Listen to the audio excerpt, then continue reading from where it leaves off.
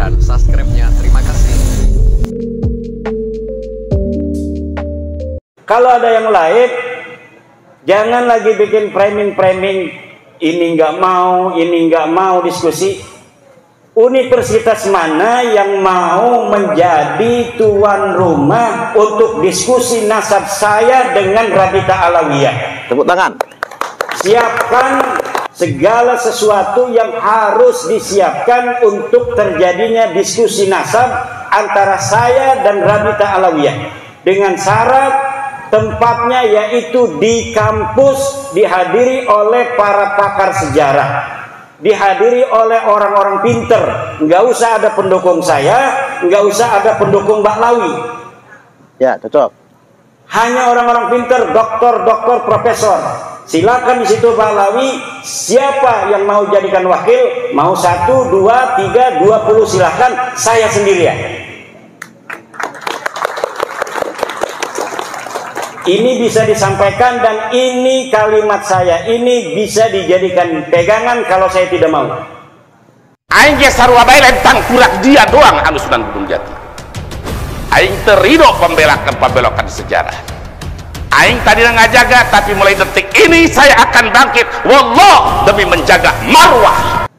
Ini jangan framing lagi. Ayo kita ajakan diskusi Kiai Imad tidak pernah datang bagaimana ente yang gak mau datang, cuma ente bikin framing aneh gak mau datang, begitu yang bener. Itu di Banten, yang di Banten ya aneh, itu dapat screenshot dari panitia nih, dari Rabita Alawiyah sudah mengatakan aneh gak mau datang dan aneh gak mau utus wakil, diberikan kepada saya. Ya udah, kalau nggak mau datang, nggak ngutus wakil, saya nggak mau datang. Karena di sana gimana kita ini katanya kan udah nyari-nyari dana, banyak orang yang udah ngasih duit. Kiai, kalau misalnya ini tidak terjadi kita malu, kata panitia. Ya udah, kita bikin aja tuh apa namanya humor-humoran wakil-wakil kita yang hadir di sana itu tidak mewakili Mbak Alwi. Hanif Alatas itu mewakili diri sendiri dan dia menyatakan itu di dalam debat itu bahwa kami tidak mewakili Rabita. Kenapa mereka tidak berani mewakili Rabita? Karena kalau mewakili Rabita, kalau kalah nanti udah beres tuh urusan. Kemarin juga itu di Rabita Alawiyah mengadakan acara diskusi. Katanya saya diundang nggak mau datang. Kenapa itu saya nggak mau datang? Tanggal 7 September. Karena sebenarnya mereka diundang dulu oleh kita, bukan oleh kita, oleh Universitas Wali Songo. Tanggal 10 September saya diundang oleh Universitas Wali Songo tanggal 10 September dari perwakilan Rabita Alawiyah diundang. Kemudian tiba-tiba kok mereka mau mengadakan dulu tanggal 7-nya sengaja. Kenapa? Kalau saya nggak datang nanti bikin framing alasan. Ya kata saya kalau tanggal 10 kita mau diskusi, di situ aja kita tuntasin. Ngapain saya harus diskusi sebelumnya di Rabita Alawiyah? Kan simpel, tapi mereka bikin framing dan mukibinnya seneng banget itu dikibulin kan? Iya. Dengan framing itu. Kata Syekhuna Abuya Bustami rahimahullah, dia ulah bangga kuturudan. Sanajan dan kurak dia turunan tu bagus, tu salat mah dia tu bagus. Gitu. Kita bahasa Banten gitu kan bahasanya. Dibahas. Beliau itu turunan itu bagus, tapi dari mulai ayahandanya Abu Yajasuta melarang, jangan pakai itu bagus, panjang lebar. Termasuk, nah yang ingin saya sampaikan sekarang sebelum saya lanjutkan. Awalnya saya terpendam, namun ketika ada orang yang sudah mengaku sebagai kesepakatan pembelokan sejarah tentang Sunan Gunung Jati, maka orang-orang yang masih duriatnya Sunan Gunung Jati dari Sultan Maulana Hasanuddin pun mereka semua di Banten sekarang mulai bangkit. Maka saya sampaikan tahadusan bi nikmatillah.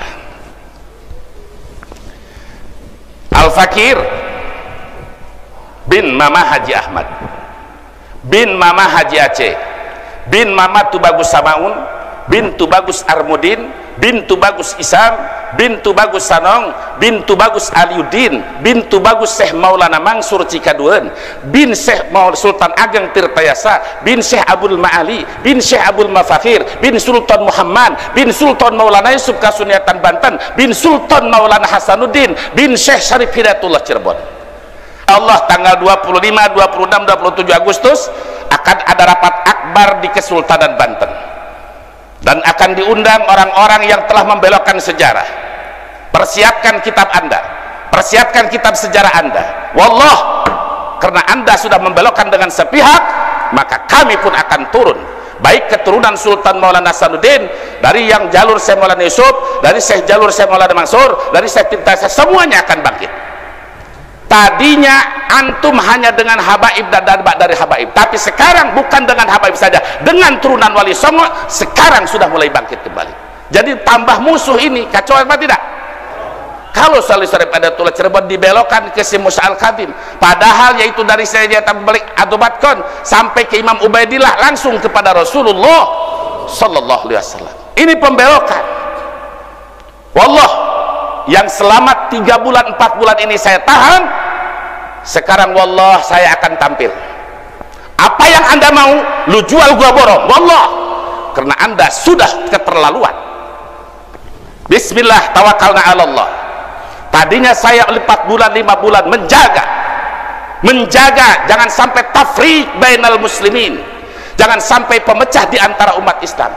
Tapi rupanya semakin songong, semakin merasa paling hebat di dalam bidang nasab. Kalaulah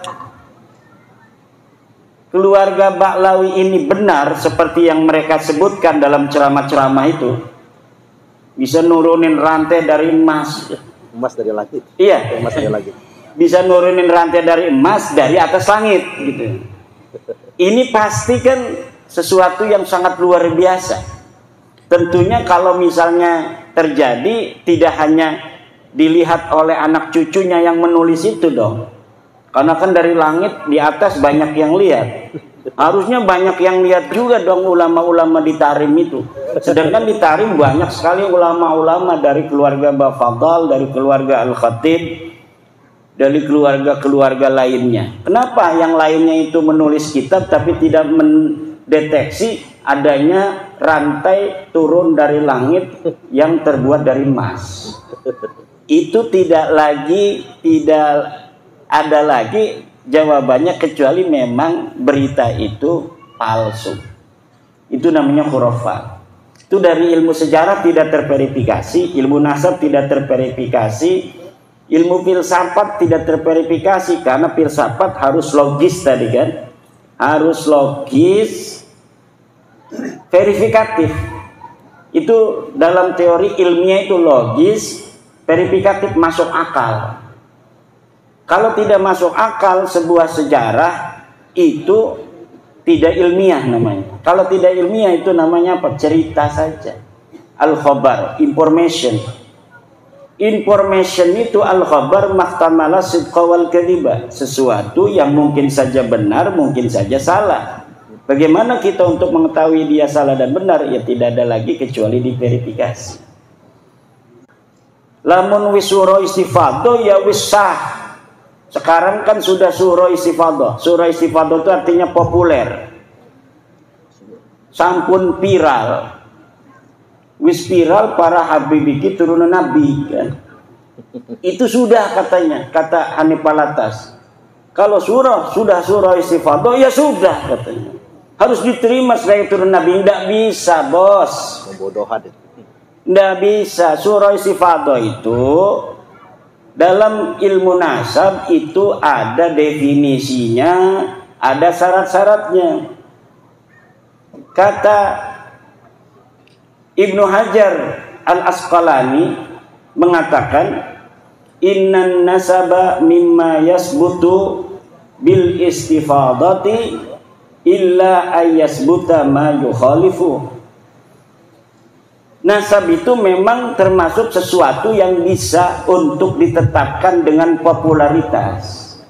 Cukup populer saja bahwa Kiai Suparman anaknya Kiai Ahmad. Udah didengar di tengah masyarakat begitu, ya sudah, gak usah diteliti-teliti siapa dukun yang menyaksikan lahirnya Kiai Suparman dari istrinya Kiai Ahmad, nggak usah begitu.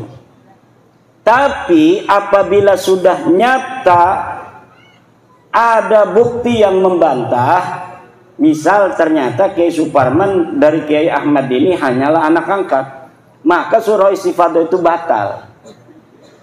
Dalam kaidah ilmu nasab, idza wujidatir riqatu batalatil istifadatu. Apabila kitab sudah ditemukan, maka istifadah itu batal. Nah, sekarang kitabnya sudah ditemukan, As-Sajarah Al-Mubarakah. Anaknya hanya 3, Ahmad bin Isa, Muhammad, Ali, dan Husain. Teu aya putra anu ngaranna Ubed, teu aya putra anu ngaranna Ubedillah, teu aya putra anu ngaranna Abdullah. Nah, kalau sudah begini berarti surah istifadah itu batal.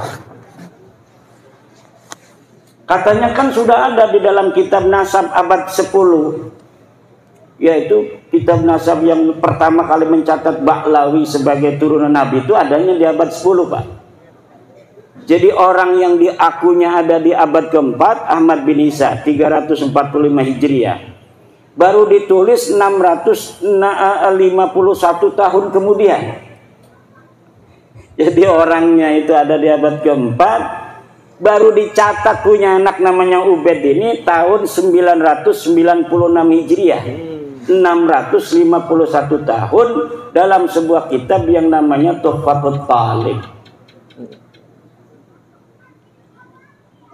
Nah, sebuah kitab, walaupun kitab nasab, kalau kitab nasab ini adalah termasuk kitab nasab hadisah, ini tidak bisa mengisbat orang-orang yang qadimah.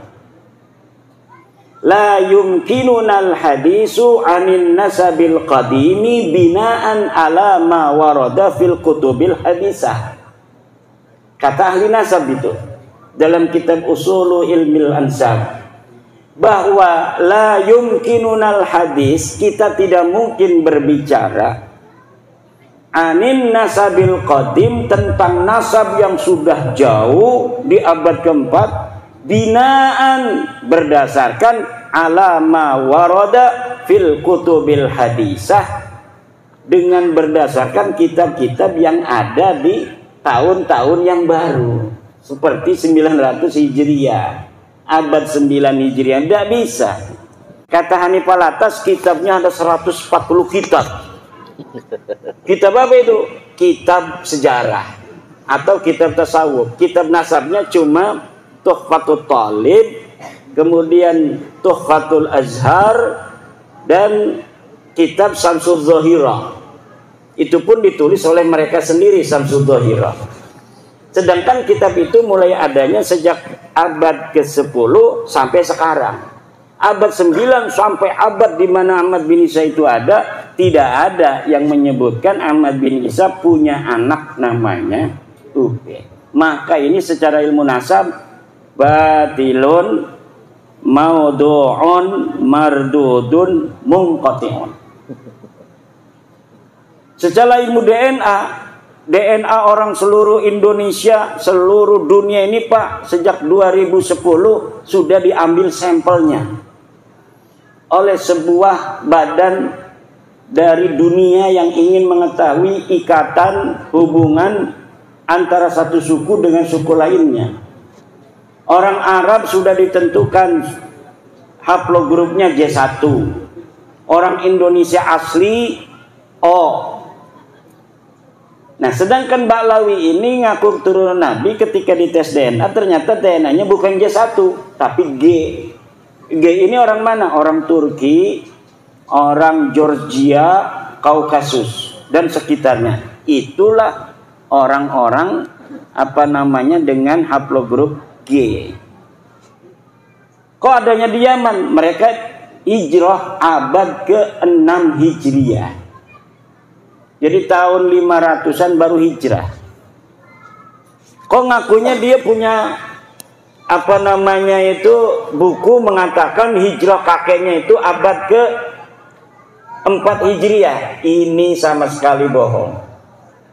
Dia mengatakan bahwa Ahmad bin Isa hijrah dari Basrah ke Hadramaut. Tidak ada. Ahmad bin Isa itu orang Madinah dan dia tetap ada di Madinah. Dia tidak pernah hijrah ke Basrah. Yang hijrah ke Basrah itu Ahmad bin Isa bin Zaid. Makamnya ada di Basrah sekarang, di Najaf. Ahmad bin Isa bin Zaid. Kalau Ahmad bin Isa bin Muhammad An-Naqib bin Ali Al-Uraidi bin Ja'far As-Sadiq, dia orang Madinah dan ada di Madinah.